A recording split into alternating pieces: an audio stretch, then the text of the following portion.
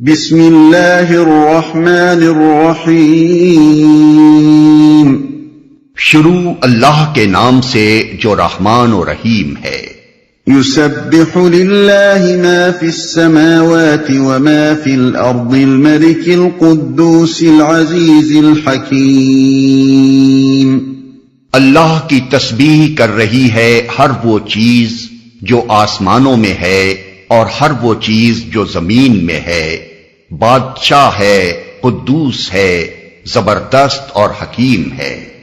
آگے کے مضمون سے یہ تمہید بڑی گہری مناسبت رکھتی ہے۔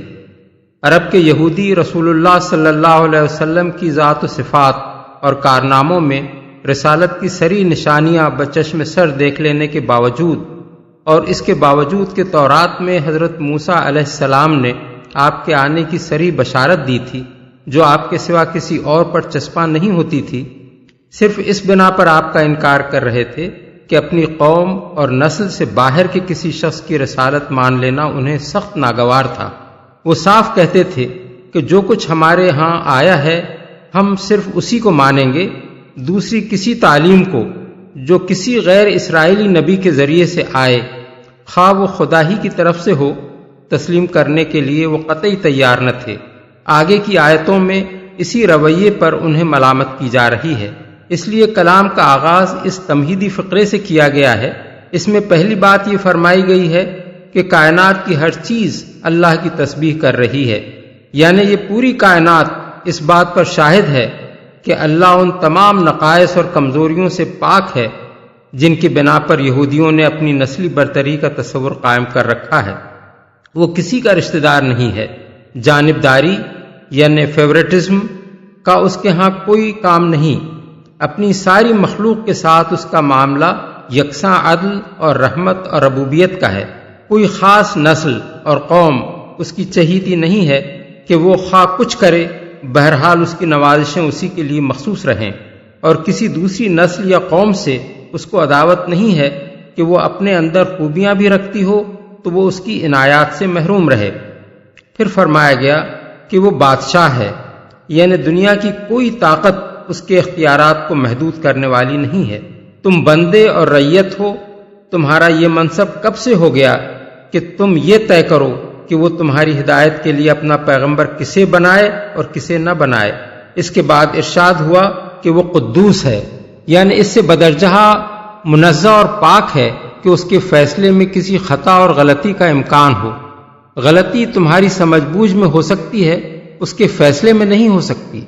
آخر میں اللہ تعالیٰ کی دو مزید صفتیں بیان فرمائی گئیں، ایک یہ کہ وہ زبردست ہے، یعنی اس سے لڑ کر کوئی جیت نہیں سکتا، دوسری یہ کہ وہ حکیم ہے، یعنی جو کچھ کرتا ہے وہ عین مقتضائے دانش ہوتا ہے، اور اس کی تدبیریں ایسی محکم ہوتی ہیں کہ دنیا میں کوئی ان کا توڑ نہیں کر سکتا۔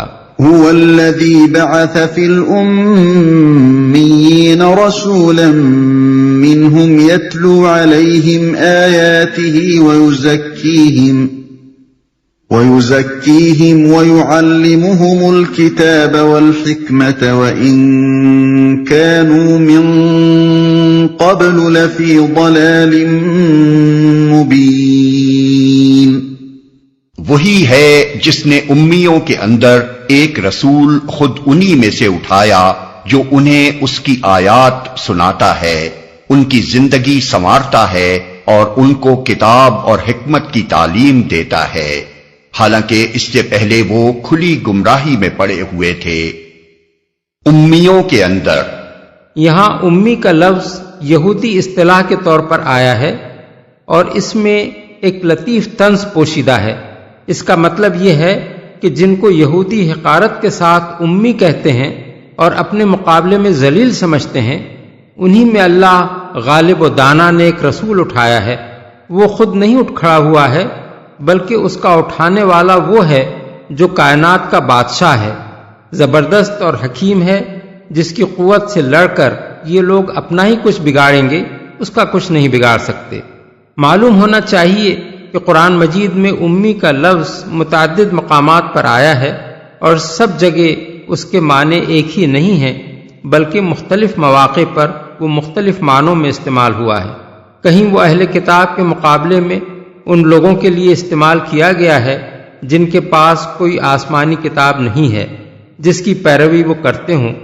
مثلا فرمایا قل للذین اوتوا الکتاب والامیین ااسلمتم، آل عمران آیت 20۔ اہل کتاب اور امیوں سے پوچھو کیا تم نے اسلام قبول کیا؟ یہاں امیوں سے مراد مشرکین عرب ہیں اور ان کو اہل کتاب یعنی یہود و نصارہ سے الگ ایک گروہ قرار دیا گیا ہے۔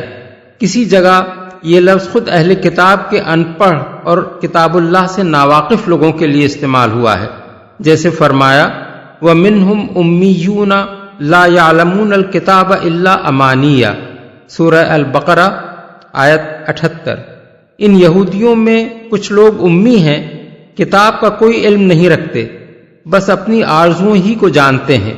اور کسی جگہ یہ لفظ خاص یہودی اصطلاح کے طور پر استعمال ہوا ہے جس سے مراد دنیا کے تمام غیر یہودی ہیں۔ مثلا فرمایا ذالک بأنہم قالوا لیس علینا فی الامیین سبیل، سورہ آل عمران آیت 75۔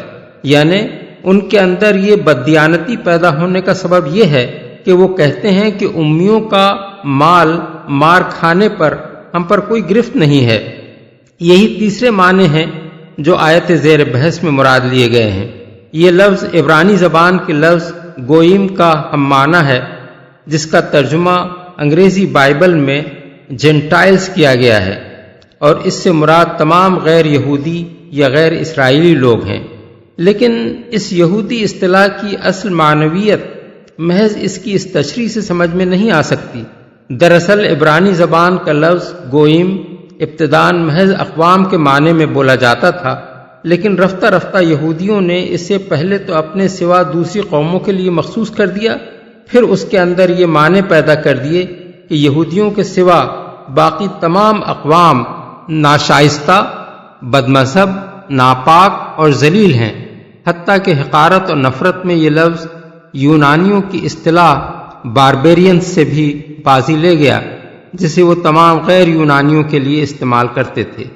ربیون کے لٹریچر میں گوئم اس قدر قابل نفرت لوگ ہیں کہ ان کو انسانی بھائی نہیں سمجھا جا سکتا، ان کے ساتھ سفر نہیں کیا جا سکتا، بلکہ اگر ان میں سے کوئی شخص ڈوب رہا ہو تو اسے بچانے کی کوشش بھی نہیں کی جا سکتی۔ یہودیوں کا عقیدہ یہ تھا کہ آنے والا مسیح تمام گوئم کو ہلاک کر دے گا اور جلا کر خاکستر کر ڈالے گا۔ حکمت کی تعلیم دیتا ہے۔ قرآن مجید میں رسول اللہ صلی اللہ علیہ وسلم کی یہ صفات 4 مقامات پر بیان کی گئی ہیں، اور ہر جگہ ان کے بیان کی غرض مختلف ہے۔ البقرہ آیت 129 میں ان کا ذکر اہل عرب کو یہ بتانے کے لیے کیا گیا ہے کہ حضور صلی اللہ علیہ وسلم کی بعثت جسے وہ اپنے لیے زحمت اور مصیبت سمجھ رہے تھے، در حقیقت ایک بڑی نعمت ہے جس کے لیے حضرت ابراہیم اور حضرت اسماعیل علیہم السلام اپنی اولاد کے لیے اللہ تعالیٰ سے دعائیں مانگا کرتے تھے۔ سورہ البقرہ آیت 151 میں انہیں اس لیے بیان کیا گیا ہے کہ مسلمان حضور کی قدر پہچانیں اور اس نعمت سے پورا فیض حاصل کریں جو حضور کی بعثت کی صورت میں اللہ تعالیٰ نے انہیں عطا فرمائی ہے۔ آل عمران آیت 164 میں منافقین اور ضعیف الایمان لوگوں کو یہ احساس دلانے کے لیے ان کا اعادہ کیا گیا ہے کہ وہ کتنا بڑا احسان ہے جو اللہ تعالیٰ نے ان کے درمیان اپنا رسول بھیج کر کیا ہے، اور یہ لوگ کتنے نادان ہیں کہ اس کی قدر نہیں کرتے۔ اب چوتھی مرتبہ انہیں اس سورہ میں دہرایا گیا ہے جس سے مقصود یہودیوں کو یہ بتانا ہے کہ محمد صلی اللہ علیہ وسلم تمہاری آنکھوں کے سامنے جو کام کر رہے ہیں وہ صریحاً ایک رسول کا کام ہے۔ وہ اللہ کی آیات سنا رہے ہیں جن کی زبان، مضامین، انداز بیان، ہر چیز اس بات کی شہادت دیتی ہے کہ فی الواقع وہ اللہ ہی کی آیات ہیں۔ وہ لوگوں کی زندگیاں سنوار رہے ہیں، ان کے اخلاق اور عادات اور معاملات کو ہر طرح کی گندگیوں سے پاک کر رہے ہیں اور ان کو اعلیٰ درجے کے اخلاقی فضائل سے آراستہ کر رہے ہیں۔ یہ وہی کام ہے جو اس سے پہلے تمام انبیاء کرتے رہے ہیں۔ پھر وہ صرف آیات ہی سنانے پر اکتفا نہیں کرتے بلکہ ہر وقت اپنے قول اور عمل سے اور اپنی زندگی کے نمونے سے لوگوں کو کتاب الہی کا منشا سمجھا رہے ہیں اور ان کو اس حکمت و دانائی کی تعلیم دے رہے ہیں جو انبیاء کے سوا آج تک کسی نے نہیں دی ہے۔ یہی سیرت اور کردار اور کام ہی تو انبیاء کا وہ نمایاں وصف ہے جس سے وہ پہچانے جاتے ہیں۔ پھر یہ کیسی ہٹ دھرمی ہے کہ جس کا رسول برحق ہونا اس کے کارناموں سے علانیہ ثابت ہو رہا ہے، اس کو ماننے سے تم نے صرف اس لیے انکار کر دیا کہ اللہ نے اسے تمہاری قوم کے بجائے اس قوم میں سے اٹھایا جسے تم امی کہتے ہو۔ کھلی گمراہی میں پڑے ہوئے تھے۔ یہ حضور کی رسالت کا ایک اور ثبوت ہے جو یہودیوں کی آنکھیں کھولنے کے لیے پیش کیا گیا ہے۔ یہ لوگ صدیوں سے عرب کی سرزمین میں آباد تھے اور اہل عرب کی مذہبی، اخلاقی، معاشرتی اور تمدنی زندگی کا کوئی گوشہ ان سے چھپا ہوا نہ تھا۔ ان کی اس سابق حالت کی طرف اشارہ کر کے فرمایا جا رہا ہے کہ چند سال کے اندر محمد صلی اللہ علیہ وسلم کی قیادت و رہنمائی میں اس قوم کی جیسی کایا پلٹ گئی ہے اس کے تم عینی شاہد ہو۔ تمہارے سامنے وہ حالت بھی ہے جس میں یہ لوگ اسلام قبول کرنے سے پہلے مبتلا تھے، وہ حالت بھی ہے جو اسلام لانے کے بعد ان کی ہو گئی، اور اسی قوم کے ان لوگوں کی حالت بھی تم دیکھ رہے ہو جنہوں نے ابھی اسلام قبول نہیں کیا ہے۔ کیا یہ کھلا کھلا فرق جسے ایک اندھا بھی دیکھ سکتا ہے تمہیں یہ یقین دلانے کے لیے کافی نہیں ہے کہ یہ ایک نبی کے سوا کسی کا کارنامہ نہیں ہو سکتا، بلکہ اس کے سامنے تو پچھلے انبیاء تک کے کارنامے مان پڑ گئے ہیں۔ وَآخَرِينَ مِنْهُمْ لَمَّا يَلْحَقُوا بِهِمْ وَهُوَ الْعَزِيزُ الْحَكِيمُ۔ اور اس رسول کی بعثت ان دوسرے لوگوں کے لیے بھی ہے جو ابھی ان سے نہیں ملے ہیں۔ اللہ زبردست اور حکیم ہے۔ جو ابھی ان سے نہیں ملے ہیں، یعنی محمد صلی اللہ علیہ وسلم کی رسالت صرف عرب قوم تک محدود نہیں ہے، بلکہ دنیا بھر کی ان دوسری قوموں اور نسلوں کے لیے بھی ہے جو ابھی آ کر اہل ایمان میں شامل نہیں ہوئی ہیں مگر آگے قیامت تک آنے والی ہیں۔ اصل الفاظ ہیں وآخرین منہم لما یلحقوا بہم، دوسرے لوگ ان میں سے جو ابھی ان سے نہیں ملے ہیں۔ اس میں لفظ منہم ان میں سے کے دو مطلب ہو سکتے ہیں، ایک یہ کہ وہ دوسرے لوگ امیوں میں سے یعنی دنیا کی غیر اسرائیلی قوموں میں سے ہوں گے، دوسرے یہ کہ وہ محمد صلی اللہ علیہ وسلم کو ماننے والے ہوں گے جو ابھی اہل ایمان میں شامل نہیں ہوئے ہیں مگر بعد میں آ کر شامل ہو جائیں گے۔ اس طرح یہ آیت من جملہ ان آیات کے ہے جن میں تصریح کی گئی ہے کہ رسول اللہ صلی اللہ علیہ وسلم کی بعثت تمام نوع انسانی کی طرف ہے اور ابد تک کے لیے ہے۔ قرآن مجید کے دوسرے مقامات جہاں اس مضمون کی صراحت کی گئی ہے حسب ذیل ہیں: الانعام آیت 19، الاعراف آیت 158، الانبیاء آیت 107، الفرقان آیت 1، سبا آیت 28۔ اللہ زبردست اور حکیم ہے۔ یعنی یہ اسی کی قدرت و حکمت کا کرشمہ ہے کہ ایک ایسی ناتراشیدہ امی قوم میں اس نے ایسا عظیم نبی پیدا کیا جس کی تعلیم و ہدایت اس درجے انقلاب انگیز ہے، اور پھر ایسے عالمگیر ابدی اصولوں کی حامل ہے جن پر تمام نوع انسانی مل کر ایک امت بن سکتی ہے اور ہمیشہ ہمیشہ ان اصولوں سے رہنمائی حاصل کر سکتی ہے۔ کوئی بناوٹی انسان خواہ کتنی ہی کوشش کر لیتا یہ مقام و مرتبہ کبھی حاصل نہیں کر سکتا تھا۔ عرب جیسی پسماندہ قوم تو درکنار، دنیا کی کسی بڑی سے بڑی قوم کا کوئی ذہین سے ذہین آدمی بھی اس پر قادر نہیں ہو سکتا کہ ایک قوم کی اس طرح مکمل طور پر کایا پلٹ دے اور پھر ایسے جامع اصول دنیا کو دے دے جن پر ساری نوع انسانی ایک امت بن کر ایک دین اور ایک تہذیب کا عالمگیر و ہمگیر نظام ابد تک چلانے کے قابل ہو جائے۔ یہ ایک معجزہ ہے جو اللہ کی قدرت سے رونما ہوا ہے، اور اللہ ہی نے اپنی حکمت کی بنا پر جس شخص، جس ملک اور جس قوم کو چاہا ہے اس کے لیے انتخاب کیا ہے۔ اس پر اگر کسی بے وقوف کا دل دکھتا ہے تو دکھتا رہے۔ ذلك فضل الله يؤتيه من يشاء والله ذو الفضل العظيم. یہ اس کا فضل ہے جسے چاہتا ہے دیتا ہے اور وہ بڑا فضل فرمانے والا ہے. مثل الذين حملوا التوراة ثم لم يحملوها كمثل الحمار يحمل أسفارا بئس مثل القوم الذين كذبوا بآيات الله والله لا يهدي القوم الظالمين. جن لوگوں کو تورات کا حامل بنایا گیا تھا مگر انہوں نے اس کا بار نہ اٹھایا، ان کی مثال اس گدھے کی سی ہے جس پر کتابیں لدی ہوئی ہوں. اس سے بھی زیادہ بری مثال ہے ان لوگوں کی جنہوں نے اللہ کی آیات کو جھٹلا دیا ہے.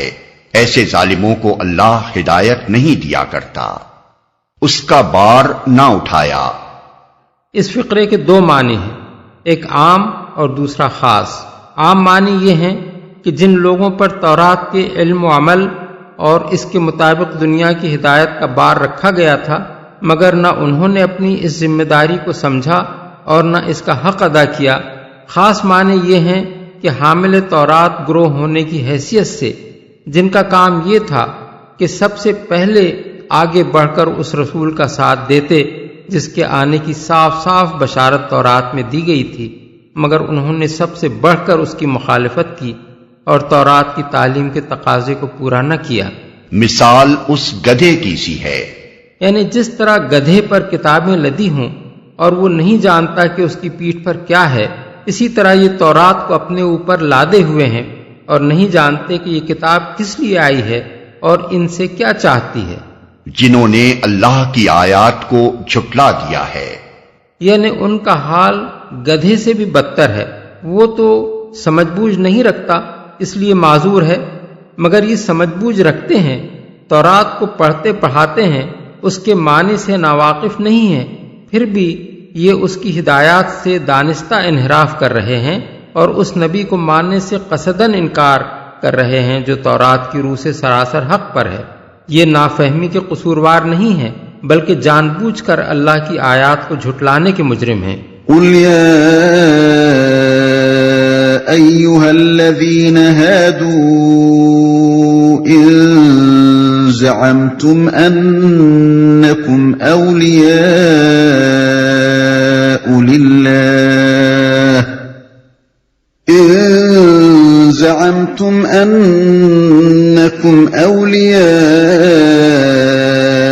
لله من دون الناس فتمنوا الموت إن كنتم صادقين.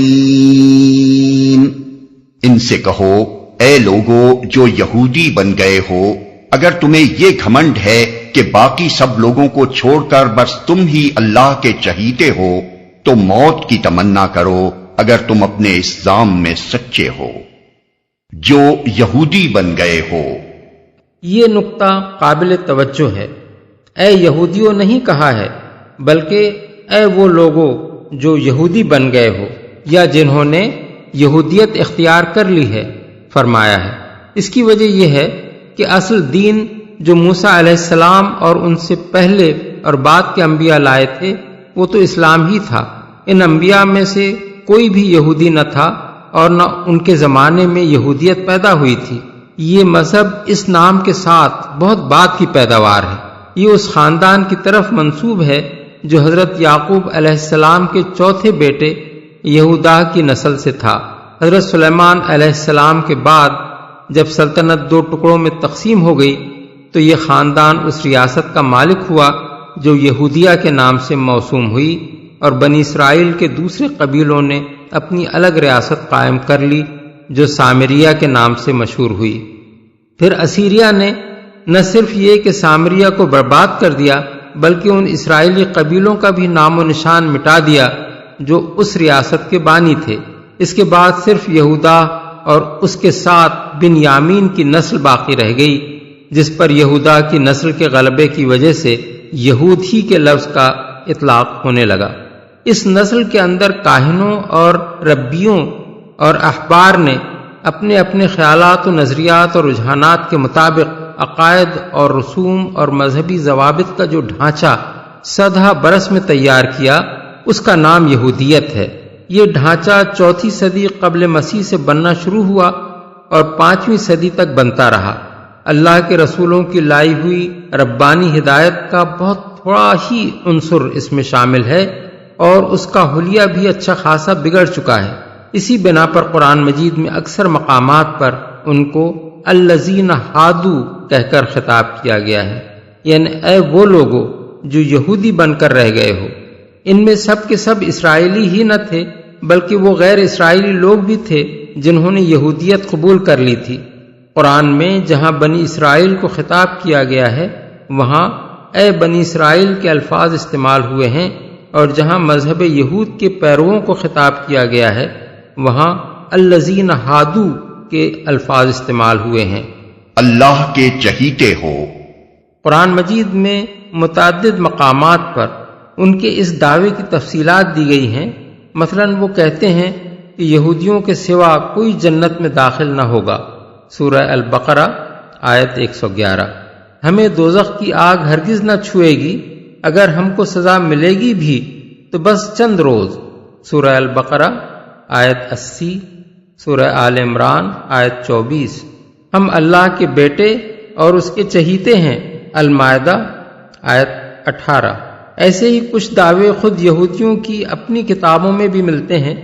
کم از کم یہ بات تو ساری دنیا جانتی ہے کہ وہ اپنے آپ کو خدا کی برگزیدہ مخلوق یعنی چوزن پیپل کہتے ہیں، اور اس ظام میں مبتلا ہیں کہ خدا کا ان کے ساتھ ایک خاص رشتہ ہے جو کسی دوسرے انسانی گروہ سے نہیں ہے۔ اس ظام میں سچے ہو۔ یہ بات قرآن مجید میں دوسری مرتبہ یہودیوں کو خطاب کر کے کہی گئی ہے۔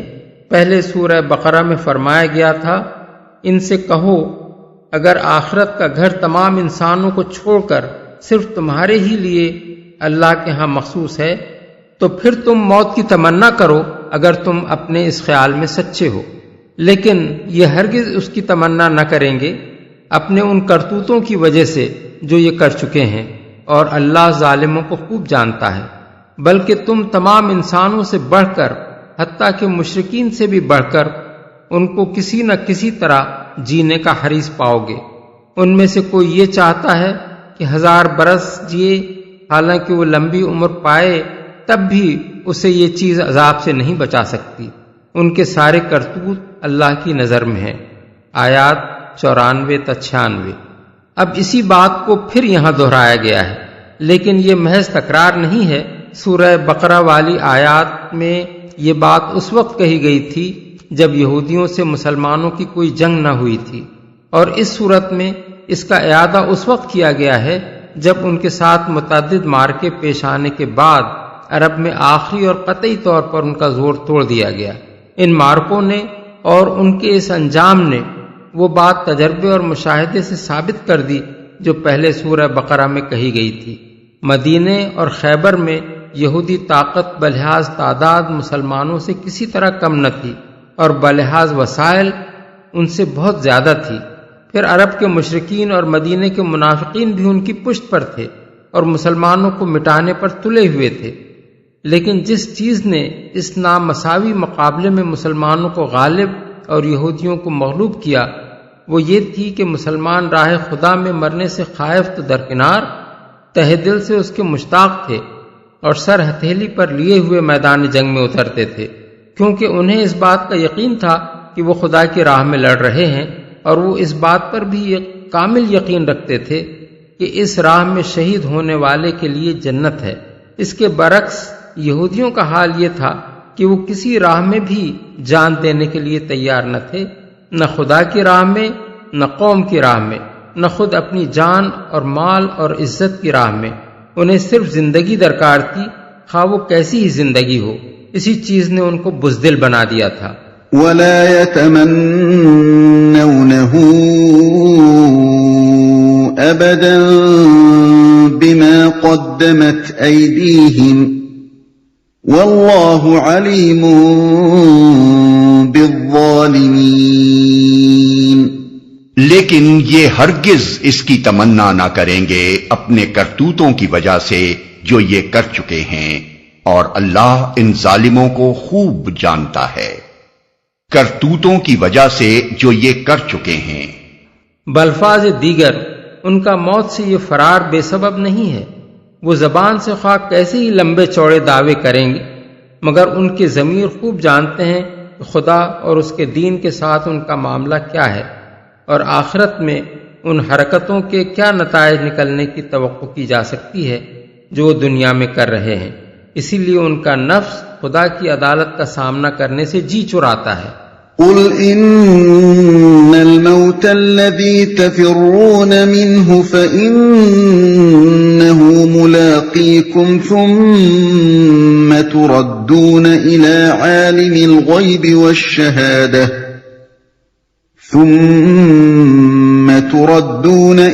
عالم الغيب والشهادة فينبئكم بما كنتم تعملون۔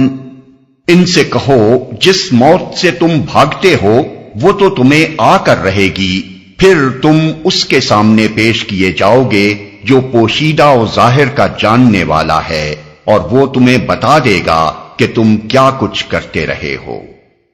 یا ایھا الذین آمنوا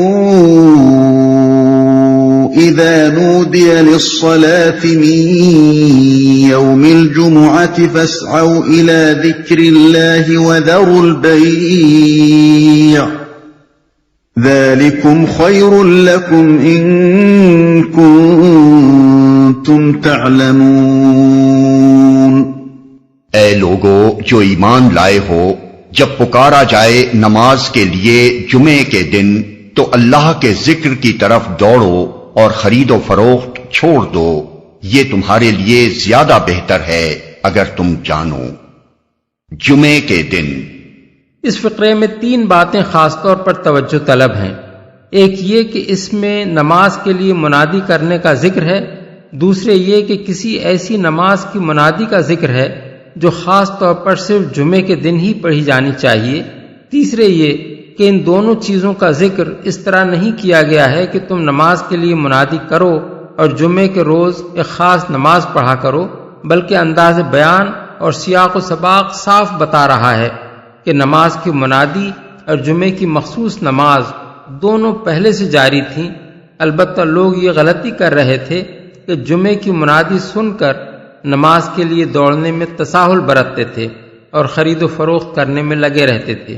اس لیے اللہ تعالیٰ نے یہ آیت صرف اس غرض کے لیے نازل فرمائی کہ لوگ اس منادی اور اس خاص نماز کی اہمیت محسوس کریں اور فرض جان کر اس کی طرف دوڑیں۔ ان تینوں باتوں پر اگر غور کیا جائے تو ان سے یہ اصولی حقیقت قطعی طور پر ثابت ہو جاتی ہے کہ اللہ تعالیٰ رسول اللہ صلی اللہ علیہ وسلم کو کچھ ایسے احکام بھی دیتا تھا جو قرآن میں نازل نہیں ہوئے، اور وہ احکام بھی اسی طرح واجب الاطاعت تھے جس طرح قرآن میں نازل ہونے والے احکام۔ نماز کی منادی وہی اذان ہے جو آج ساری دنیا میں ہر روز 5 وقت ہر مسجد میں دی جا رہی ہے، مگر قرآن میں کسی جگہ نہ اس کے الفاظ بیان کیے گئے ہیں، نہ کہیں یہ حکم دیا گیا ہے کہ نماز کے لیے لوگوں کو اس طرح پکارا کرو۔ یہ چیز رسول اللہ صلی اللہ علیہ وسلم کی مقرر کردہ ہے۔ قرآن میں 2 جگہ صرف اس کی توثیق کی گئی ہے، ایک اس آیت میں، دوسرے سورہ مائدہ کی آیت 58 میں۔ اسی طرح جمعے کی یہ خاص نماز جو آج ساری دنیا کے مسلمان ادا کر رہے ہیں، اس کا بھی قرآن میں نہ حکم دیا گیا ہے نہ وقت اور طریقے ادا بتایا گیا ہے۔ یہ طریقہ بھی رسول اکرم صلی اللہ علیہ وسلم کا جاری کردہ ہے، اور قرآن کی یہ آیت صرف اس کی اہمیت اور اس کے وجوب کی شدت بیان کرنے کے لیے نازل ہوئی ہے۔ اس صریح دلیل کے باوجود جو شخص یہ کہتا ہے کہ شرعی احکام صرف وہی ہیں جو قرآن میں بیان ہوئے ہیں، وہ دراصل سنت کا نہیں قرآن کا منکر ہے۔ آگے بڑھنے سے پہلے جمعے کے بارے میں چند امور اور بھی جان لینے چاہیے۔ جمعہ دراصل ایک اسلامی اصطلاح ہے۔ زمانہ جاہلیت میں اہل عرب اسے یوم عروبہ کہا کرتے تھے۔ اسلام میں جب اس کو مسلمانوں کے اجتماع کا دن قرار دیا گیا تو اس کا نام جمعہ رکھا گیا۔ اگرچہ مورخین کہتے ہیں کہ کعب بن لبئی یا قصی بن کلاب نے بھی اس دن کے لیے یہ نام تجویز کیا تھا، کیونکہ اس روز وہ قریش کے لوگوں کا اجتماع کیا کرتا تھا۔ فتح الباری۔ لیکن اس فعل سے قدیم نام تبدیل نہیں ہوا، بلکہ عام اہل عرب اسے عروبہ ہی کہتے تھے۔ نام کی حقیقی تبدیلی اس وقت ہوئی جب اسلام میں اس دن کا یہ نیا نام رکھا گیا۔ اسلام سے پہلے ہفتے کا ایک دن عبادت کے لیے مخصوص کرنے اور اس کو شعار ملت قرار دینے کا طریقہ اہل کتاب میں موجود تھا۔ یہودیوں کے ہاں اس غرض کے لیے سبت یعنی ہفتے کا دن مقرر کیا گیا تھا، کیونکہ اسی دن اللہ تعالیٰ نے بنی اسرائیل کو فرعون کی غلامی سے نجات دی تھی۔ عیسائیوں نے اپنے آپ کو یہودیوں سے ممیز کرنے کے لیے اپنا شعار ملت اتوار کا دن قرار دیا، اگرچہ اس کا کوئی حکم نہ حضرت عیسیٰ نے دیا تھا نہ انجیل میں کہیں اس کا ذکر آیا ہے۔ لیکن عیسائیوں کا عقیدہ یہ ہے کہ صلیب پر جان دینے کے بعد حضرت عیسیٰ اسی روز قبر سے نکل کر آسمان کی طرف گئے تھے۔ اسی بنا پر بعد کے عیسائیوں نے اسے اپنی عبادت کا دن قرار دے لیا۔ پھر سن 321 عیسوی میں رومی سلطنت نے ایک حکم کے ذریعے سے اس کو عام تعطیل کا دن مقرر کر دیا۔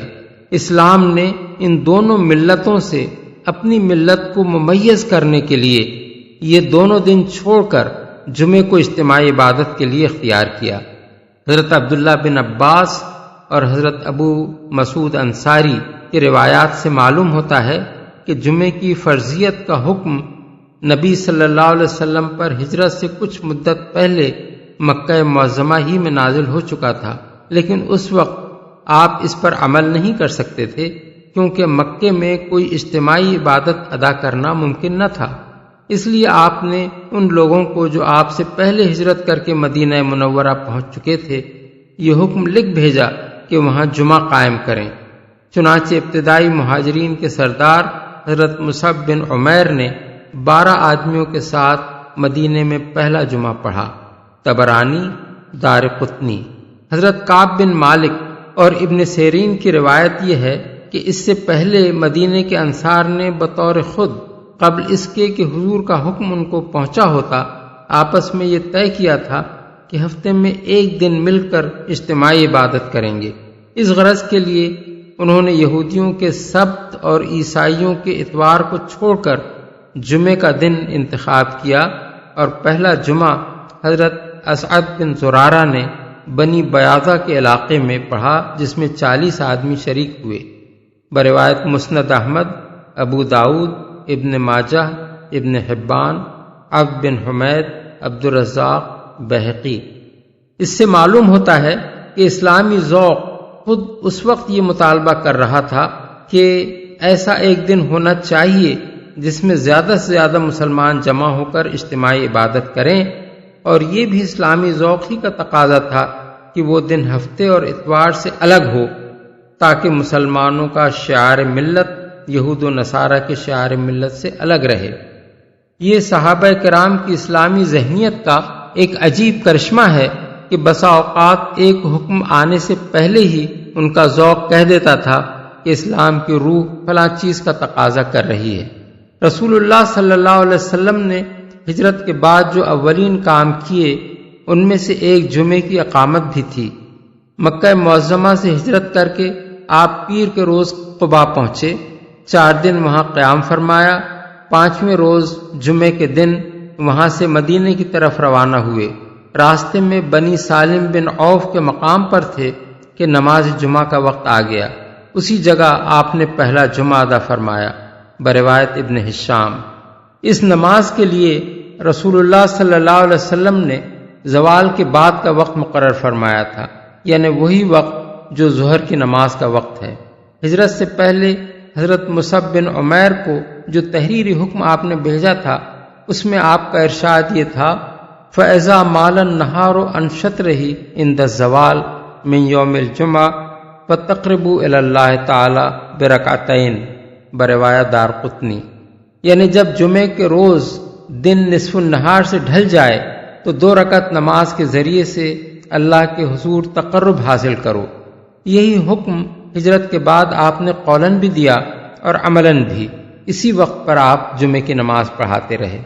حضرت انس، حضرت سلمہ بن اکوع، حضرت جابر بن عبداللہ، حضرت زبیر بن العوام، حضرت سہل بن سعد، حضرت عبداللہ بن مسعود، حضرت عمار بن یاسر اور حضرت بلال سے اس مضمون کی روایات کتب حدیث میں منقول ہوئی ہیں کہ حضور صلی اللہ علیہ وسلم جمعے کی نماز زوال کے بعد ادا فرمایا کرتے تھے۔ مسند احمد، بخاری، مسلم، ابو داؤد، نسائی، ترمذی۔ یہ امر بھی آپ کے عمل سے ثابت ہے کہ اس روز آپ ظہر کی نماز کے بجائے جمعے کی نماز پڑھاتے تھے۔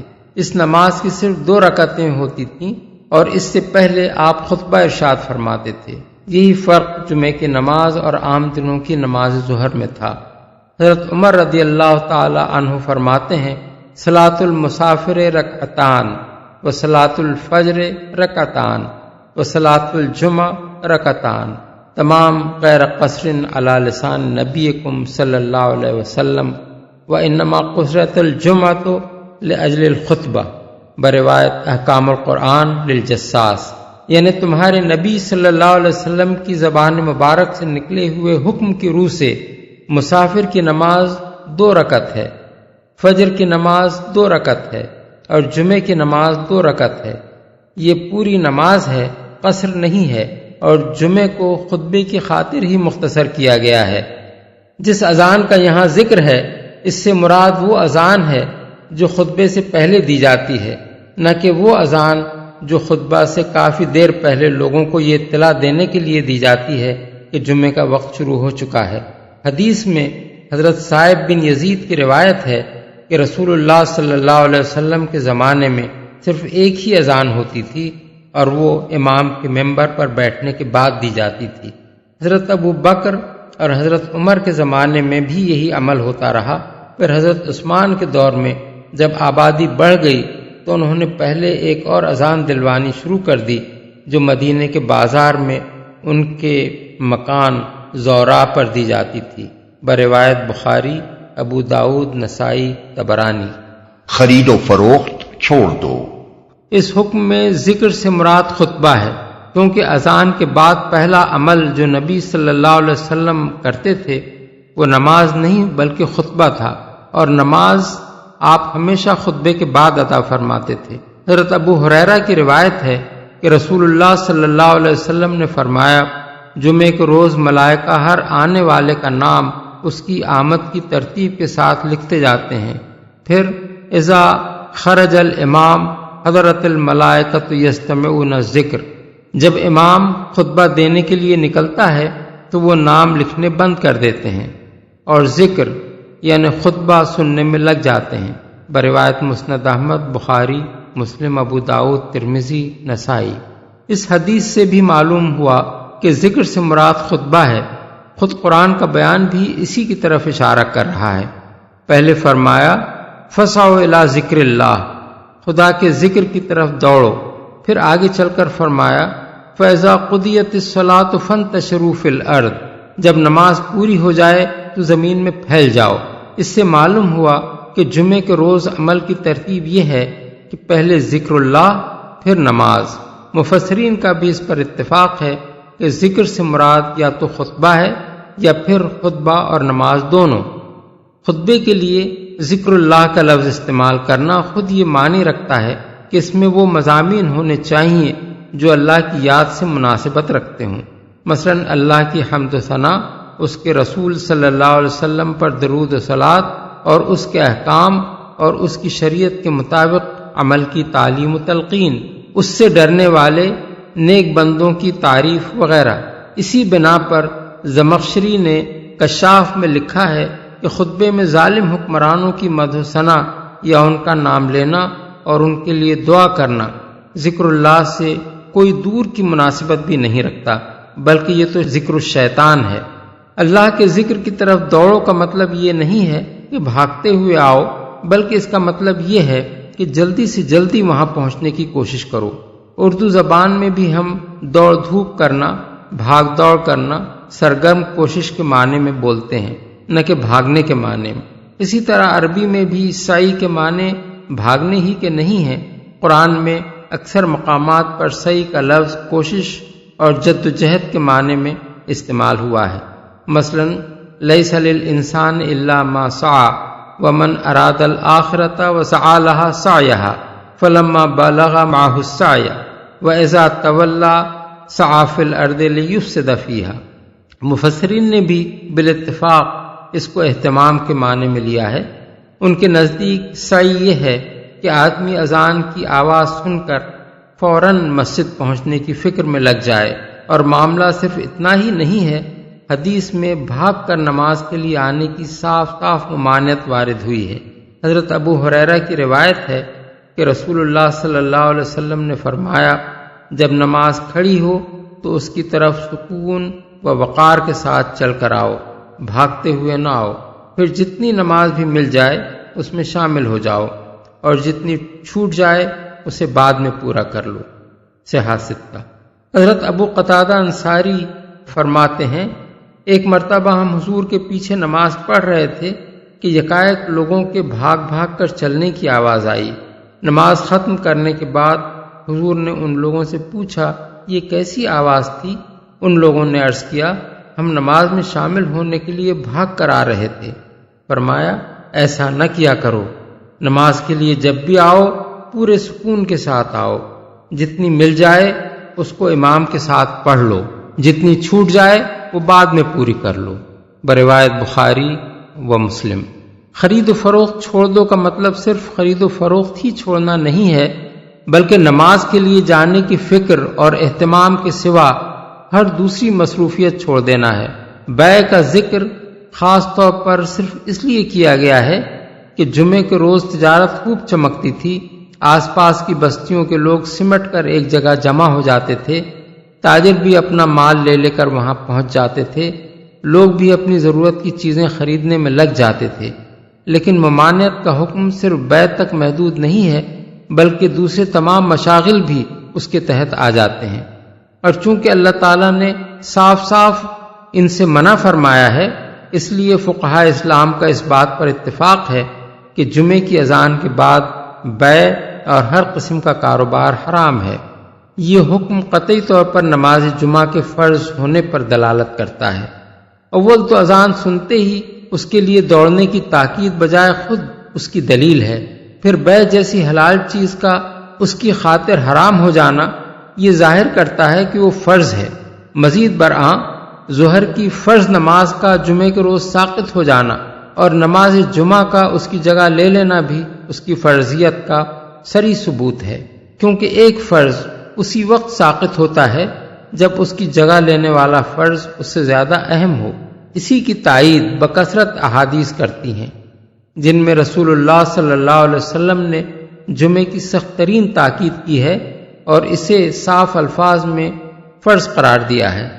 حضرت عبداللہ بن مسعود کی روایت ہے کہ حضور نے فرمایا، میرا جی چاہتا ہے کسی اور شخص کو اپنی جگہ نماز پڑھانے کے لیے کھڑا کر دوں اور جا کر ان لوگوں کے گھر جلا دوں جو جمعے کی نماز پڑھنے کے لیے نہیں آتے۔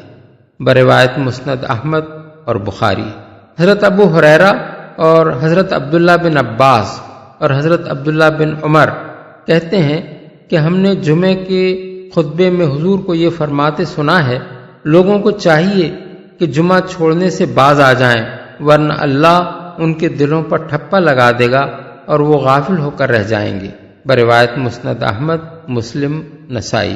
حضرت ابو الجعد زمری، حضرت جابر بن عبداللہ اور حضرت عبداللہ بن ابی اوفا کی روایات میں حضور کے جو ارشادات منقول ہوئے ہیں ان سے معلوم ہوتا ہے کہ جو شخص کسی حقیقی ضرورت اور جائز عذر کے بغیر محض بے پرواہی کی بنا پر مسلسل 3 جمعے چھوڑ دے، اللہ اس کے دل پر مہر لگا دیتا ہے۔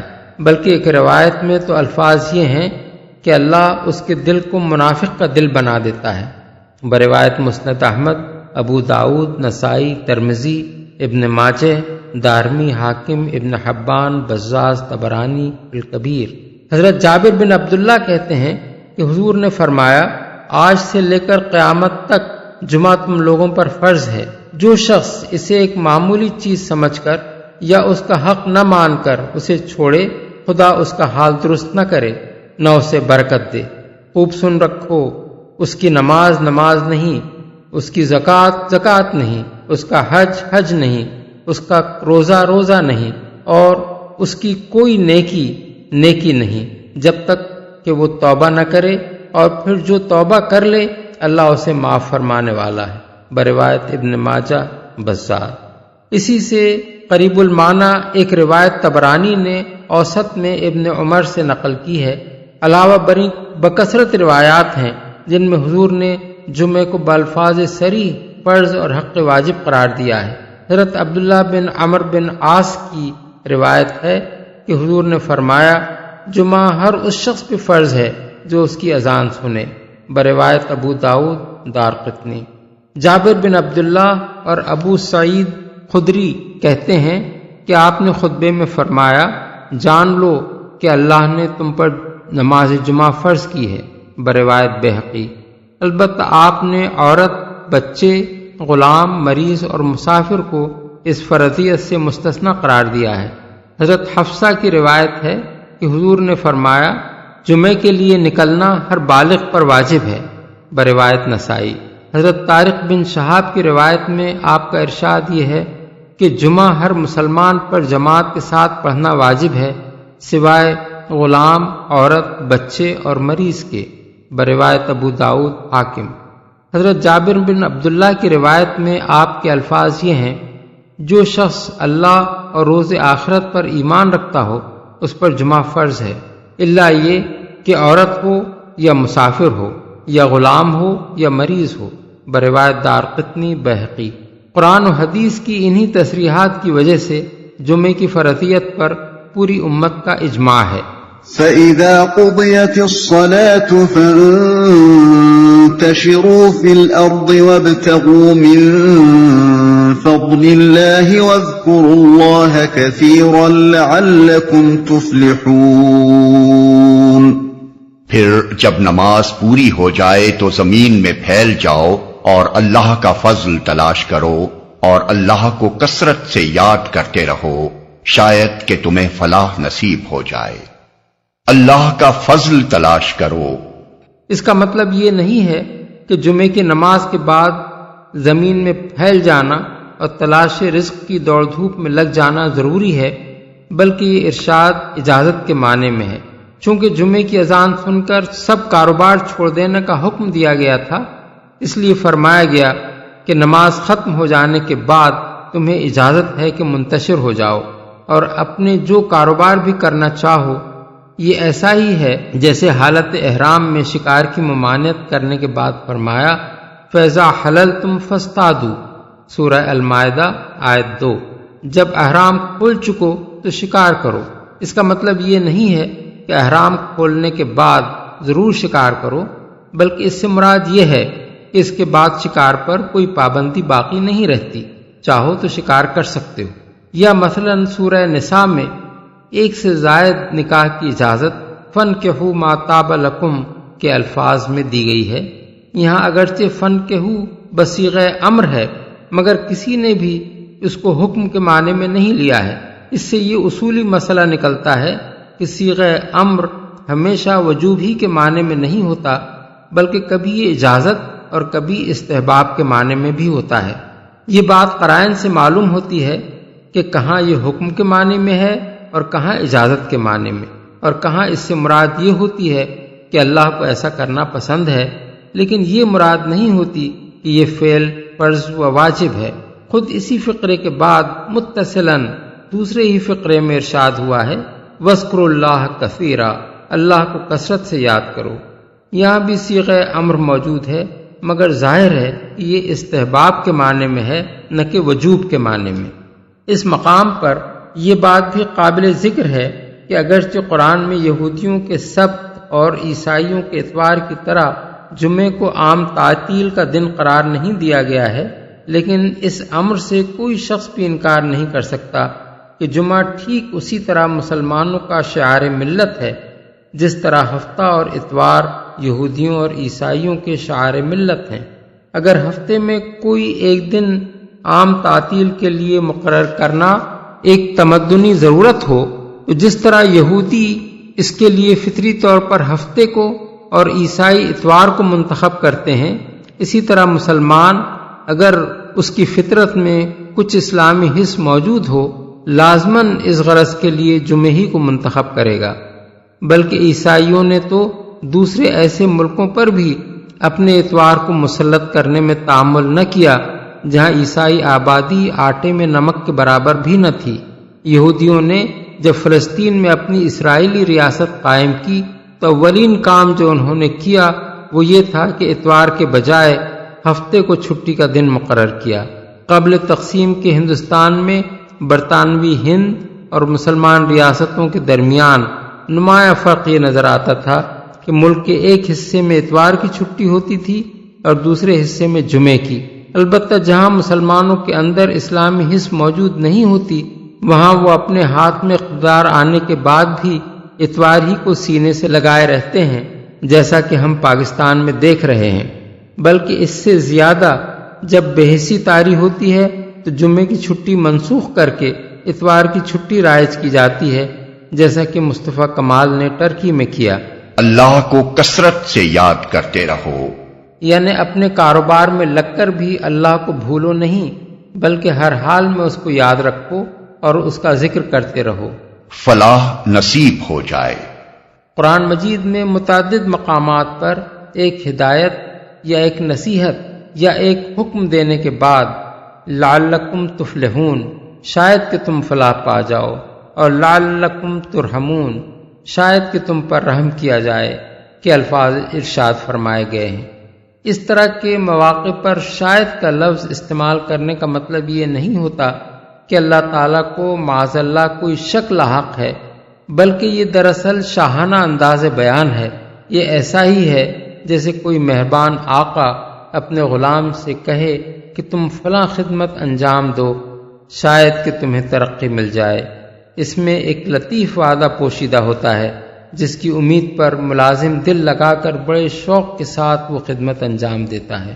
کسی بادشاہ کی زبان سے کسی ملازم کے لیے یہ فقرہ نکل جائے تو اس کے گھر خوشی کے شادیانے بچ جاتے ہیں۔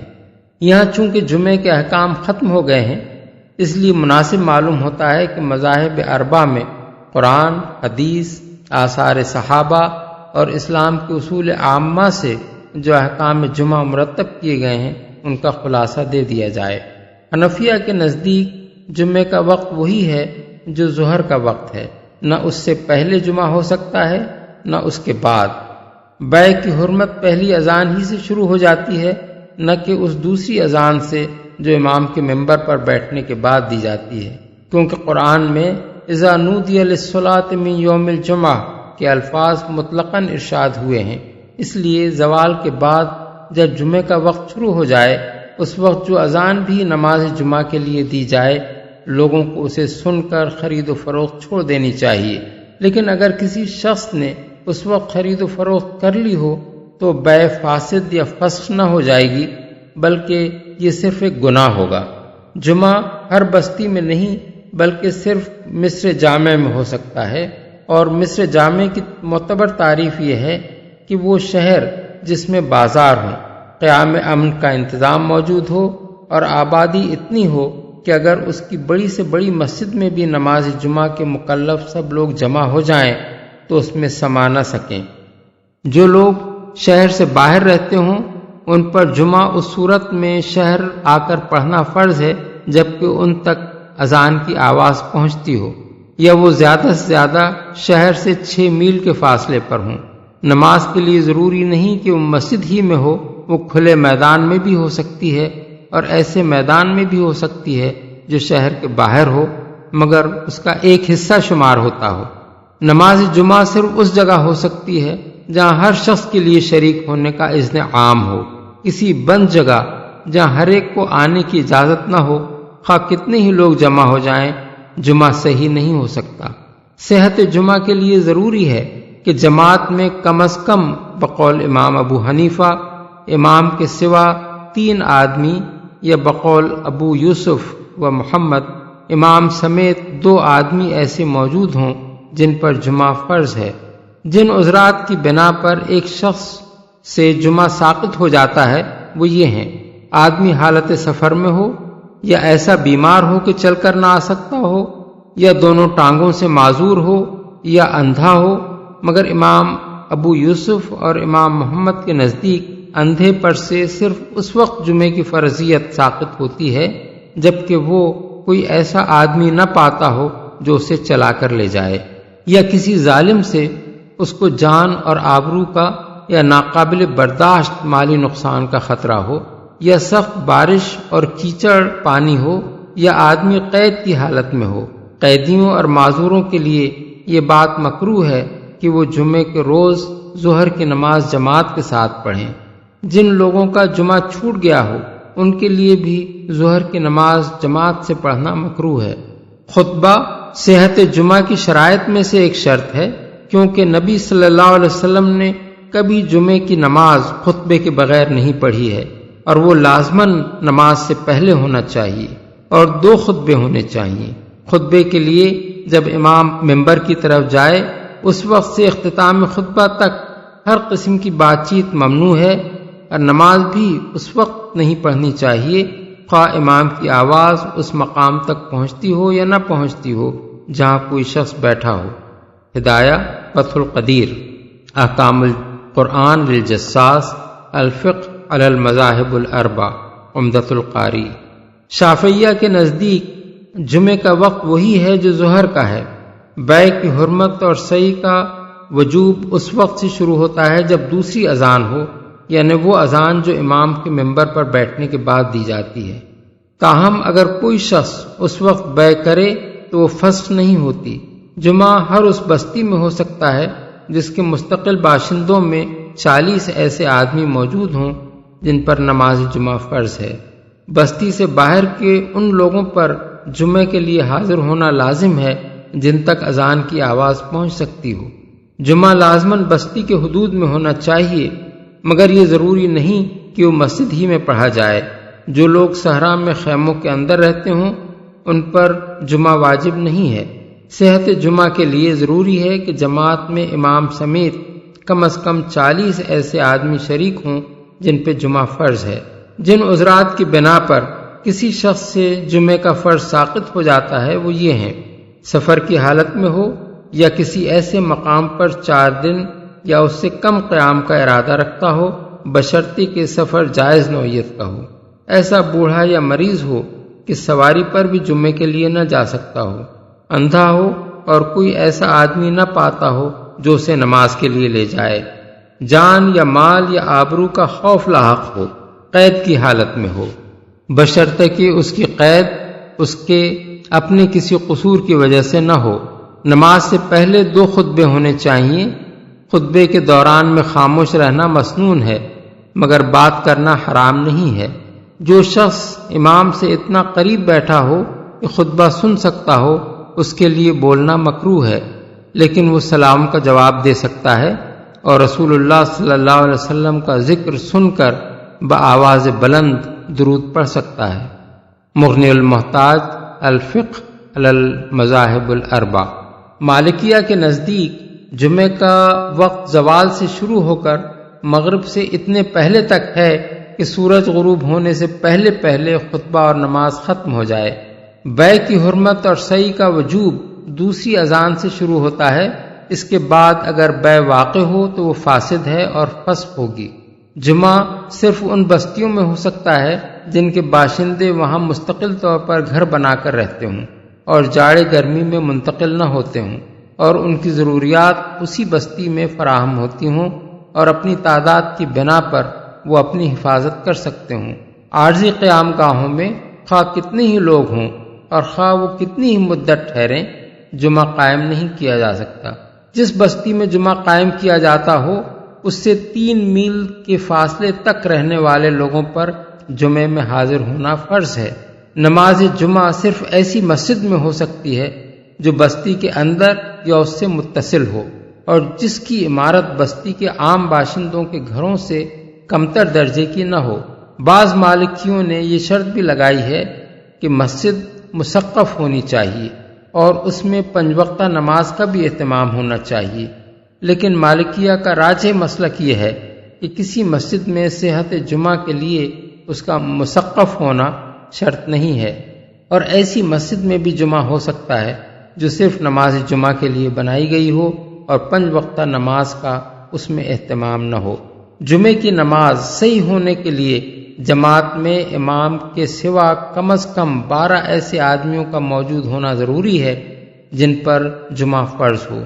جن عذرات کی بنا پر کسی شخص پر سے جمعے کا فرض ساقط ہو جاتا ہے وہ یہ ہیں: سفر کی حالت میں ہو یا بحالت سفر کسی جگہ 4 دن سے کم قیام کا ارادہ رکھتا ہو، ایسا مریض ہو کہ مسجد آنا اس کے لیے دشوار ہو، اس کی ماں یا باپ یا بیوی یا بچہ بیمار ہو، یا وہ کسی ایسے اجنبی مریض کی تیمارداری کر رہا ہو جس کا اور کوئی تیماردار نہ ہو، یا اس کا کوئی قریبی رشتہ دار سخت بیماری میں مبتلا ہو یا مرنے کے قریب ہو، اس کے ایسے مال کو جس کا نقصان قابل برداشت نہ ہو خطرہ لاحق ہو، یا اسے اپنی جان یا آبرو کا خطرہ ہو، یا وہ مار یا قید کے خوف سے چھپا ہوا ہو بشرطے کہ وہ اس معاملے میں مظلوم ہو، سخت بارش اور کیچڑ پانی یا سخت گرمی یا سردی مسجد تک پہنچنے میں مانع ہو۔ 2 خطبے نماز سے پہلے لازم ہیں، حتیٰ کہ اگر نماز کے بعد خطبہ ہو تو نماز کا اعادہ ضروری ہے، اور یہ خطبے لازماً مسجد کے اندر ہونے چاہیے۔ خطبے کے لیے جب امام ممبر کی طرف بڑھے اس وقت سے نفل پڑھنا حرام ہے، اور جب خطبہ شروع ہو تو بات کرنا بھی حرام ہے، خواہ آدمی خطبے کی آواز نہ سن رہا ہو۔ لیکن اگر خطیب اپنے خطبے میں ایسی لغو باتیں کرے جو نظام خطبہ سے خارج ہوں، یا کسی ایسے شخص کو گالیاں دے جو گالی کا مستحق نہ ہو، یا کسی ایسے شخص کی تعریفیں شروع کر دے جس کی تعریف جائز نہ ہو، یا خطبے سے غیر متعلق کوئی چیز پڑھنے لگے تو لوگوں کو اس پر احتجاج کرنے کا حق ہے۔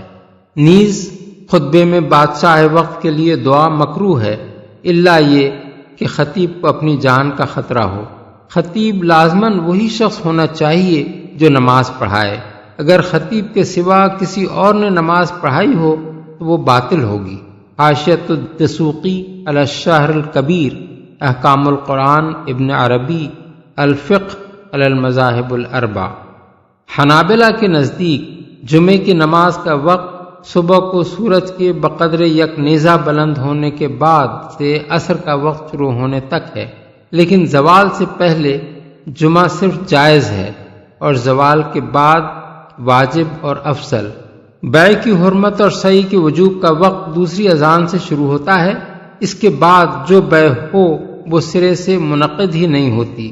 جمعہ صرف اس جگہ ہو سکتا ہے جہاں 40 ایسے آدمی جن پر جمعہ فرض ہو مستقل طور پر گھروں میں نہ کہ خیموں میں آباد ہوں، یعنی جاڑے اور گرمی میں منتقل نہ ہوتے ہوں۔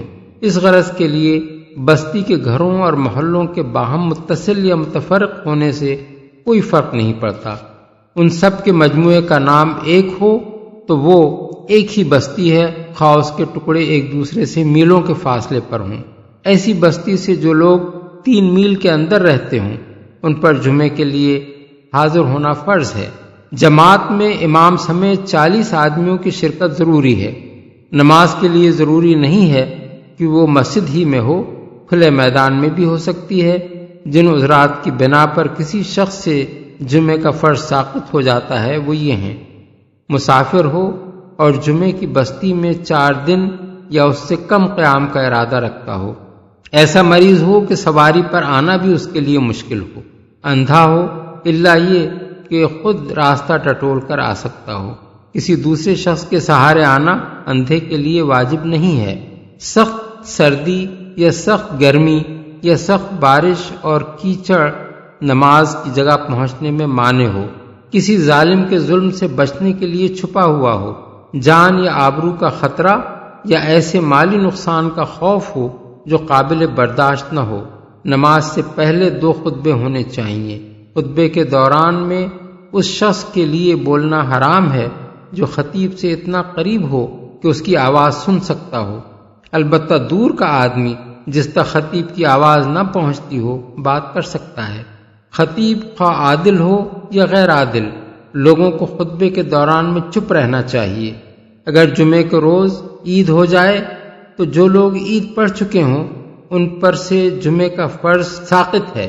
اس مسئلے میں حنابلہ کا مسلک ائمہ ثلاثہ کے مسلک سے مختلف ہے۔ غایۃ المنتہی الفقہ علی المذاہب الاربع۔ اس امر میں تمام فقہا کا اتفاق ہے کہ جس شخص پر جمعہ فرض نہیں ہے وہ اگر نماز جمعہ میں شریک ہو جائے تو اس کی نماز صحیح ہے اور اس کے لیے پھر ظہر پڑھنا فرض نہیں رہتا۔ وَإِذَا رَأَوْا تِجَارَةً أَوْ لَهْوًا انفَضُّوا إِلَيْهَا وَتَرَكُوكَ قَائِمًا قُلْ مَا عِندَ اللَّهِ خَيْرٌ مِّنَ اللَّهْوِ وَمِنَ التِّجَارَةِ وَاللَّهُ خَيْرُ الرَّازِقِينَ۔ اور جب انہوں نے تجارت اور کھیل تماشا ہوتے دیکھا تو اس کی طرف لپک گئے اور تمہیں کھڑا چھوڑ دیا۔ ان سے کہو جو کچھ اللہ کے پاس ہے وہ کھیل تماشے اور تجارت سے بہتر ہے اور اللہ سب سے بہتر رزق دینے والا ہے۔ کھڑا چھوڑ دیا۔ یہ ہے وہ واقعہ جس کی وجہ سے اوپر کی آیات میں جمعے کے احکام ارشاد فرمائے گئے ہیں۔ اس کا قصہ جو کتب حدیث میں حضرت جابر بن عبداللہ، حضرت عبداللہ بن عباس، حضرت ابو ہریرہ، حضرت ابو مالک اور حضرات حسن بصری، ابن زید، قتادہ اور مقاتل بن حیان سے منقول ہوا ہے، یہ ہے کہ مدینہ طیبہ میں شام سے ایک تجارتی قافلہ عین نماز جمعہ کے وقت آیا اور اس نے ڈھول تاشے بجانے شروع کیے تاکہ بستی کے لوگوں کو اس کی آمد کی اطلاع ہو جائے۔ رسول اللہ صلی اللہ علیہ وسلم اس وقت خطبہ ارشاد فرما رہے تھے۔ ڈھول تاشوں کی آوازیں سن کر لوگ بے چین ہو گئے اور 12 آدمیوں کے سوا باقی سب بقیع کی طرف دوڑ گئے جہاں قافلہ اترا ہوا تھا۔ اس قصے کی روایات میں سب سے زیادہ معتبر روایت حضرت جابر بن عبداللہ کی ہے، جسے امام احمد، بخاری، مسلم، ترمذی، ابو عوانہ، عبد بن حمید، ابو یعلا وغیرہ نے متعدد سندوں سے نقل کیا ہے۔ اس میں اضطراب صرف یہ ہے کہ کسی روایت میں بیان کیا گیا ہے کہ یہ واقعہ نماز کی حالت میں پیش آیا تھا اور کسی میں یہ ہے کہ یہ اس وقت پیش آیا جب حضور خطبہ دے رہے تھے۔ لیکن حضرت جابر اور دوسرے صحابہ و تابعین کی تمام روایات کو جمع کرنے سے صحیح بات یہ معلوم ہوتی ہے کہ یہ دوران خطبہ کا واقعہ ہے، اور حضرت جابر نے جہاں یہ کہا ہے کہ یہ نماز جمعہ کے دوران میں پیش آیا، وہاں دراصل انہوں نے خطبے اور نماز کے مجموعے پر نماز جمعہ کا اطلاق کیا ہے۔ حضرت عبداللہ بن عباس کی روایت میں بیان کیا گیا ہے کہ اس وقت 12 مردوں کے ساتھ 7 عورتیں باقی رہ گئی تھیں۔ ابن مردویہ۔ قتادہ کا بیان ہے کہ 12 مردوں کے ساتھ ایک عورت تھی۔ ابن جریر، ابن ابی حاتم۔ دارقطنی کی ایک روایت میں 40 افراد اور عبد بن حمید کی روایت میں 7 نفر بیان کیے گئے ہیں، اور فرا نے 8 نفر لکھے ہیں، لیکن یہ سب ضعیف روایات ہیں، اور قتادہ کی یہ روایت بھی ضعیف ہے کہ اس طرح کا واقعہ 3 مرتبہ پیش آیا تھا۔ ابن جریر۔ معتبر روایت حضرت عبداللہ بن جابر کی ہے جس میں باقی رہ جانے والوں کی تعداد 12 بتائی گئی ہے، اور قتادہ کی ایک روایت کے سوا باقی تمام صحابہ و تابعین کی روایات اس پر متفق ہیں کہ یہ واقعہ صرف ایک مرتبہ پیش آیا۔ باقی رہ جانے والوں کے متعلق مختلف روایات کو جمع کرنے سے معلوم ہوتا ہے کہ ان میں حضرت ابو بکر، حضرت عمر، حضرت عثمان، حضرت علی، حضرت عبداللہ بن مسعود، حضرت عمار بن یاسر، حضرت سالم مولا حذیفہ اور حضرت جابر بن عبداللہ شامل تھے۔ حافظ ابو یعلا نے حضرت جابر بن عبداللہ کی جو روایت نقل کی ہے اس میں بیان کیا گیا ہے کہ جب لوگ اس طرح نکل کر چلے گئے اور صرف 12 اصحاب باقی رہ گئے تو ان کو خطاب کر کے حضور نے فرمایا والذی نفسی بیدہ لو تتابعتم حتی لم یبق منکم احد لسال بکم الوادی نارن، اگر تم سب چلے جاتے اور ایک بھی باقی نہ رہتا تو یہ وادی آگ سے بہہ نکلتی۔ اسی سے ملتا جلتا مضمون ابن مردویہ نے حضرت عبداللہ بن عباس سے اور ابن جریر نے قتادہ سے نقل کیا ہے۔ شیعہ حضرات نے اس واقعے کو بھی صحابہ پر طعن کرنے کے لیے استعمال کیا ہے۔ وہ کہتے ہیں کہ صحابہ کی اتنی بڑی تعداد کا خطبے اور نماز کو چھوڑ کر تجارت اور کھیل تماشے کی طرف دوڑ جانا اس بات کا ثبوت ہے کہ وہ دنیا کو آخرت پر ترجیح دیتے تھے، لیکن یہ ایک سخت بیجا اعتراض ہے جو صرف حقائق سے آنکھیں بند کر کے ہی کیا جا سکتا ہے۔ دراصل یہ واقعہ ہجرت کے بعد قریبی زمانے ہی میں پیش آیا تھا۔ اس وقت ایک طرف تو صحابہ کی اجتماعی تربیت ابتدائی مراحل میں تھی اور دوسری طرف کفار مکہ نے اپنے اثر سے مدینہ طیبہ کے باشندوں کی سخت معاشی ناکہ بندی کر رکھی تھی، جس کی وجہ سے مدینے میں اشیاء ضرورت کمیاب ہو گئی تھیں۔ حضرت حسن بصری فرماتے ہیں کہ اس وقت مدینے میں لوگ بھوکوں مر رہے تھے اور قیمتیں بہت چڑھی ہوئی تھیں۔ ابن جریر: اس حالت میں جب ایک تجارتی قافلہ آیا تو لوگ اس اندیشے سے کہ کہیں ہمارے نماز سے فارغ ہوتے ہوتے سامان فروخت نہ ہو جائے گھبرا کر اس کی طرف دوڑ گئے۔ یہ ایک ایسی کمزوری اور غلطی تھی جو اس وقت اچانک تربیت کی کمی اور حالات کی سختی کے باعث رونما ہو گئی تھی۔ لیکن جو شخص بھی ان صحابہ کی وہ قربانیاں دیکھے گا جو اس کے بعد انہوں نے اسلام کے لیے کیں، اور یہ دیکھے گا کہ عبادات اور معاملات میں ان کی زندگیاں کیسے زبردست تقویٰ کی شہادت دیتی ہیں، وہ ہرگز یہ الزام رکھنے کی جرأت نہ کر سکے گا کہ ان کے اندر دنیا کو آخرت پر ترجیح دینے کا کوئی مرض پایا جاتا تھا، الا یہ کہ اس کے اپنے دل میں صحابہ سے بغض کا مرض پایا جاتا ہو۔ تاہم یہ واقعہ جس طرح صحابہ کے معترضین کی تائید نہیں کرتا، اسی طرح ان لوگوں کے خیالات کی تائید بھی نہیں کرتا جو صحابہ کی عقیدت میں غلو کر کے اس طرح کے دعوے کرتے ہیں کہ ان سے کبھی کوئی غلطی سرزد نہیں ہوئی، یا ہوئی بھی ہو تو اس کا ذکر نہیں کرنا چاہیے، کیونکہ ان کی غلطی کا ذکر کرنا اور اسے غلطی کہنا ان کی توہین ہے، اور اس سے ان کی عزت و وقت دلوں میں باقی نہیں رہتی، اور اس کا ذکر ان آیات و احادیث کے خلاف ہے جن میں صحابہ کے مغفور اور مقبول بارگاہ الہی ہونے کی تصریح کی گئی ہے۔ یہ ساری باتیں سراسر مبالغہ ہیں جن کے لیے قرآن و حدیث میں کوئی سند موجود نہیں ہے۔ یہاں ہر شخص دیکھ سکتا ہے کہ اللہ تعالیٰ نے خود اس غلطی کا ذکر کیا ہے جو صحابہ کی ایک کثیر تعداد سے صادر ہوئی تھی، اس کتاب میں کیا ہے جسے قیامت تک ساری امت کو پڑھنا ہے، اور اسی کتاب میں کیا ہے جس میں ان کے مغفور اور مقبول بارگاہ ہونے کی تصریح کی گئی ہے۔ پھر حدیث و تفسیر کی تمام کتابوں میں صحابہ سے لے کر بعد کے اکابر اہل سنت تک نے اس غلطی کی تفصیلات بیان کی ہیں۔ کیا اس کے معنی یہ ہیں کہ اللہ تعالیٰ نے یہ ذکر انہی صحابہ کی وقت دلوں سے نکالنے کے لیے کیا ہے جن کی وقت وہ خود دلوں میں قائم فرمانا چاہتا ہے؟ اور کیا اس کا مطلب یہ ہے کہ صحابہ اور تابعین اور محدثین و مفسرین نے اس قصے کی ساری تفصیلات اس شرعی مسئلے سے ناواقفیت کی بنا پر بیان کر دی ہیں جو یہ غالی حضرات بیان کیا کرتے ہیں؟ اور کیا فی الواقع سورہ جمعہ پڑھنے والے اور اس کی تفسیر کا مطالعہ کرنے والے لوگوں کے دلوں سے صحابہ کی وقت نکل گئی ہے؟ اگر ان میں سے ہر سوال کا جواب نفی میں ہے، اور یقیناً نفی میں ہے، تو وہ سب بے جا اور مبالغہ آمیز باتیں غلط ہیں جو احترام صحابہ کے نام سے بعض لوگ کیا کرتے ہیں۔ حقیقت یہ ہے کہ صحابہ کرام کوئی آسمانی مخلوق نہ تھے، بلکہ اسی زمین پر پیدا ہونے والے انسانوں میں سے تھے۔ وہ جو کچھ بھی بنے رسول اللہ صلی اللہ علیہ وسلم کی تربیت سے بنے۔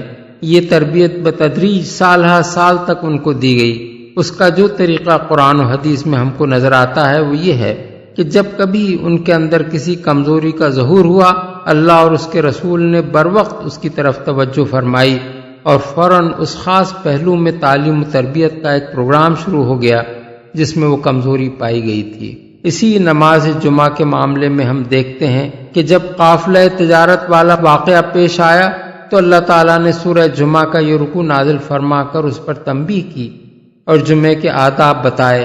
پھر اس کے ساتھ ہی رسول اللہ صلی اللہ علیہ وسلم نے مسلسل اپنے خطبات مبارکہ میں فرضیت جمعہ کی اہمیت لوگوں کے ذہن نشین فرمائی اور تفصیل کے ساتھ ان کو آداب جمعہ کی تعلیم دی۔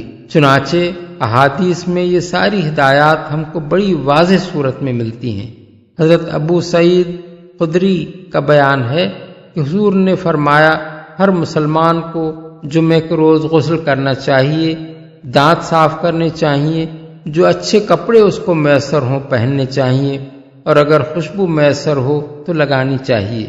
مسند احمد، بخاری، مسلم، ابو داؤد، نسائی۔ حضرت سلمان فارسی کہتے ہیں کہ حضور نے فرمایا جو مسلمان جمعے کے روز غسل کرے اور حتی الامکان زیادہ سے زیادہ اپنے آپ کو پاک صاف کرے، سر میں تیل لگائے یا جو خوشبو گھر میں موجود ہو وہ لگائے، پھر مسجد جائے اور دو آدمیوں کو ہٹا کر ان کے بیچ میں نہ گھسے، پھر جتنی کچھ اللہ توفیق دے اتنی نماز نفل پڑھے، پھر جب امام بولے تو خاموش رہے، اس کے قصور ایک جمعے سے دوسرے جمعے تک معاف ہو جاتے ہیں۔ بخاری، مسند احمد۔ قریب قریب اسی مضمون کی روایات حضرت ابو ایوب انصاری، حضرت ابو ہریرہ اور حضرت نبیشۃ الحزلی نے بھی حضور سے نقل کی ہیں۔ مسند احمد، بخاری، مسلم، ابو داؤد، ترمذی، طبرانی۔ حضرت عبداللہ بن عباس کہتے ہیں کہ حضور نے فرمایا جب امام خطبہ دے رہا ہو اس وقت جو شخص بات کرے وہ اس گدھے کے مانند ہے جس پر کتابیں لدی ہوئی ہوں، اور جو شخص اس سے کہے کہ چپ رہے اس کا بھی کوئی جمعہ نہیں ہوا۔ مسند احمد۔ حضرت ابو ہریرہ کا بیان ہے کہ حضور نے فرمایا اگر تم نے جمعے کے روز خطبے کے دوران میں بات کرنے والے شخص سے کہا چپ رہ تو تم نے بھی لغو حرکت کی۔ بخاری، مسلم، نسائی، ترمذی، ابو داؤد۔ اسی سے ملتی جلتی روایات امام احمد، ابو داؤد، طبرانی نے حضرت علی اور حضرت ابو الدرداء سے نقل کی ہیں۔ اس کے ساتھ آپ نے خطیبوں کو بھی ہدایت فرمائی کہ لمبے لمبے خطبے دے کر لوگوں کو تنگ نہ کریں۔ آپ خود جمعے کے روز مختصر خطبہ ارشاد فرماتے اور نماز بھی زیادہ لمبی نہ پڑھاتے تھے۔ حضرت جابر بن سمرہ کہتے ہیں کہ حضور طویل خطبہ نہیں دیتے تھے، وہ بس چند مختصر کلمات ہوتے تھے۔ ابو داؤد۔ حضرت عبداللہ بن ابی اوفا کہتے ہیں کہ آپ کا خطبہ نماز کی بنسبت کم ہوتا تھا اور نماز اس سے زیادہ طویل ہوتی تھی۔ نسائی۔ حضرت عمار بن یاسر کی روایت ہے کہ آپ نے فرمایا آدمی کی نماز کا طویل ہونا اور خطبے کا مختصر ہونا اس بات کی علامت ہے کہ وہ دین کی سمجھ رکھتا ہے۔ مسند احمد، مسلم۔ تقریباً یہی مضمون بزار نے حضرت عبداللہ بن مسعود سے نقل کیا ہے۔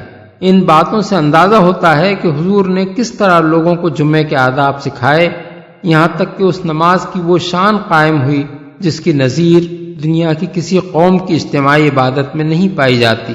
وہ کھیل تماشے اور تجارت سے بہتر ہے۔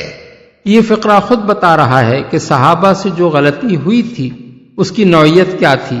اگر معاذ اللہ اس کی وجہ ایمان کی کمی اور آخرت پر دنیا کی دانستہ ترجیح ہوتی تو اللہ تعالیٰ کے غضب اور زجر التوبیخ کا انداز کچھ اور ہوتا، لیکن چونکہ ایسی کوئی خرابی وہاں نہ تھی بلکہ جو کچھ ہوا تھا تربیت کی کمی کے باعث ہوا تھا، اس لیے پہلے معلمانہ انداز میں جمعے کے آداب بتائے گئے، پھر اس غلطی پر گرفت کر کے مربیانہ انداز میں سمجھایا گیا کہ جمعے کا خطبہ سننے اور اس کی نماز ادا کرنے پر جو کچھ تمہیں خدا کے ہاں ملے گا وہ اس دنیا کی تجارت اور کھیل تماشوں سے بہتر ہے، بہتر رزق دینے والا ہے۔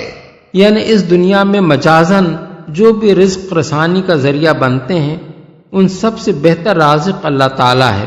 اس طرح کے فقرے قرآن مجید میں متعدد مقامات پر آئے ہیں۔ کہیں اللہ تعالیٰ کو احسن الخالقین کہا گیا ہے، کہیں خیر الغافرین، کہیں خیر الحاکمین، کہیں خیر الراحمین، کہیں خیر الناصرین۔ ان سب مقامات پر مخلوق کی طرف رزق، تخلیق، مغفرت، رحم اور نصرت کی نسبت مجازی ہے اور اللہ تعالیٰ کی طرف حقیقی۔ مطلب یہ ہے کہ جو لوگ بھی دنیا میں تم کو تنخواہ، اجرت یا روٹی دیتے نظر آتے ہیں، یا جو لوگ بھی اپنی صنعت و کاریگری سے کچھ بناتے نظر آتے ہیں، یا جو لوگ بھی دوسروں کے قصور معاف کرتے اور دوسروں پر رحم کھاتے اور دوسروں کی مدد کرتے نظر آتے ہیں، اللہ ان سب سے بہتر رازق، خالق، رحیم، غفور اور مددگار ہے۔